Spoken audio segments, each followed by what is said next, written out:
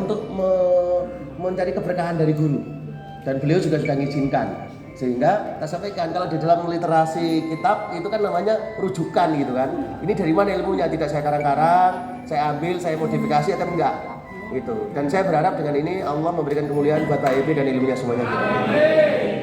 Nah, ada kenyataan di dunia bisnis.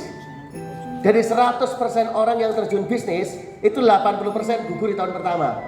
80% gugur tahun pertama. Maka banyak orang yang di Indonesia hari ini seperti tukang sulap. Dia bisnisnya apa mas? Online.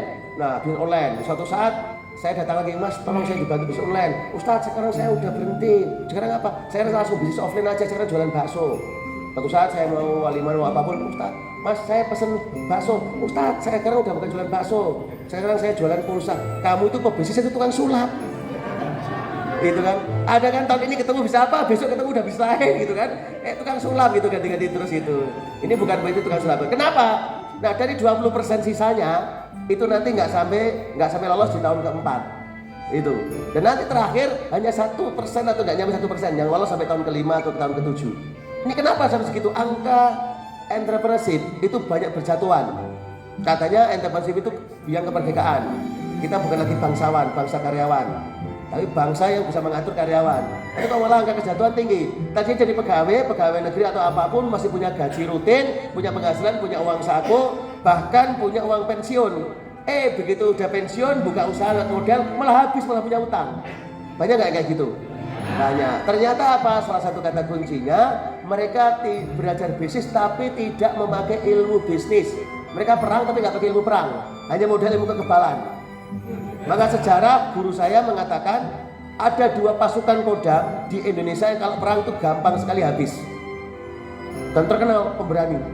1 pasukan Kodam Brawijaya Jawa Timur, kedua pasukan Kodam Hasanuddin. Ini kalau perang cepat banget habis, berani. Kenapa? Yang satu karena kalau pasukan Hasanuddin ya Makassar ayam jantan, begitu ada suara tembakan, apa yang terjadi? Doh di mana? Langsung maju gitu. Nah kalau pasukan Diponegoro jawab, doh di mana? Oh di mana ya? Oh sana. Saya muter sini gitu kan. Makanya pasukan Diponegoro banyak amannya gitu kan. Tapi kalau pasukan orang-orang Indonesia Timur begitu tembakan doh di sana, dia langsung maju.